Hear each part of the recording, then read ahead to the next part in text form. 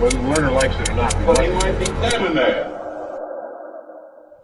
What you're looking at is an advert for an experiment in 1961 to study memory. The pay, regardless of the outcome, was $4 per hour. So you decided to volunteer for the study. You're called in for the experiment, and as soon as you arrive, you meet a fellow volunteer and the experimenter. Both you and the volunteer were asked to draw a piece of paper from a hat that would determine your role in the study.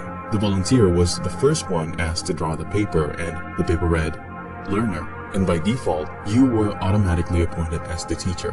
Both you and the volunteer were brought to a room separated from one another by a wall. The learner was strapped onto an electric chair designed to send shocks and at the same time secure him in place. An electrode was attached to the learner's wrist and a paste was applied to avoid blisters and burns.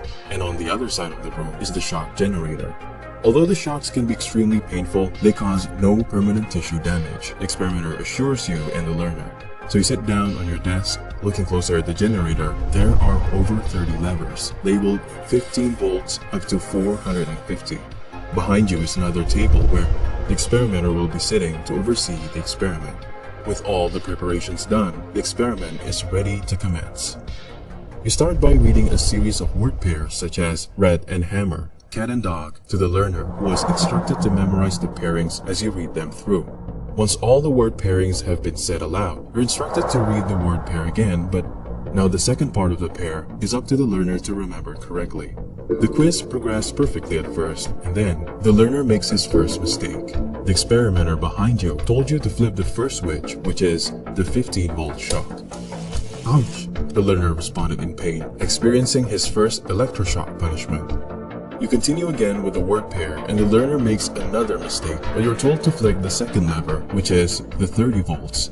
As you continue again with the word pair, the learner makes another mistake, and you notice that for each punishment, 15 volts were increased every single time. As the severity of the punishment increased, so too does the response from the learner. He begins to bang on the wall repeatedly and scream on top of his lungs, asking for mercy.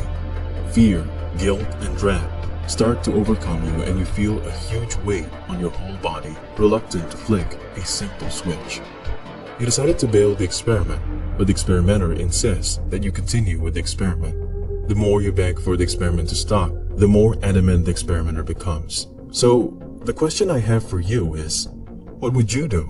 Would you still continue with the experiment, or would you simply just leave?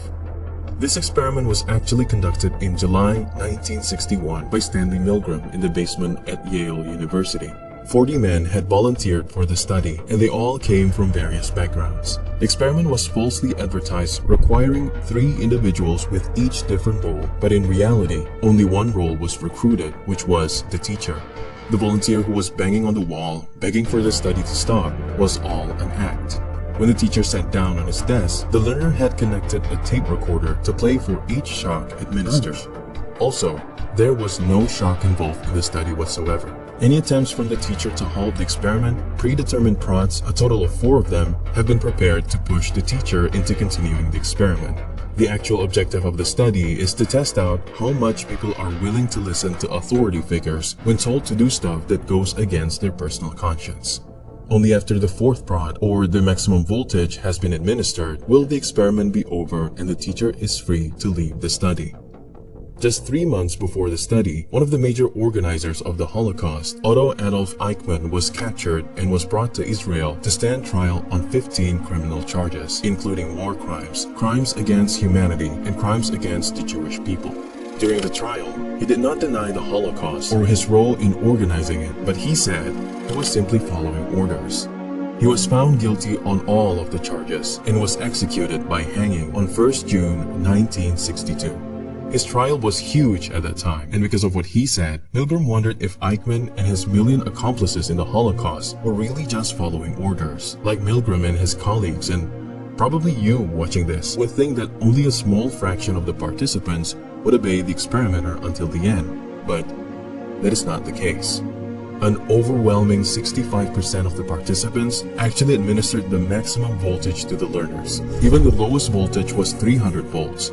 Although they were all reluctant in obeying the authority, they still complied. The participants were seen sweating, trembling, stuttering, biting their lips, groaning, digging their fingernails into their skin, and some had nervous laughing fits and seizures. Because of how shocking the results of the study were, the study quickly gained popularity and instantly became a classic. At the same time, it had also garnered an infamous reputation because many have questioned the ethics of the study and how applicable the study is in real life. The most notable person that was quick in pointing out the ethics was Gina Perry. However, her argument was easily dismissed because, after the study, a survey was given out to the participants after debriefing them. 84% of the former participants said they were glad or very glad to have participated, and of the rest of the 15% chose neutral. Many later wrote letters to Milgram expressing thanks, and they even repeatedly offered assistance and requests to join his staff.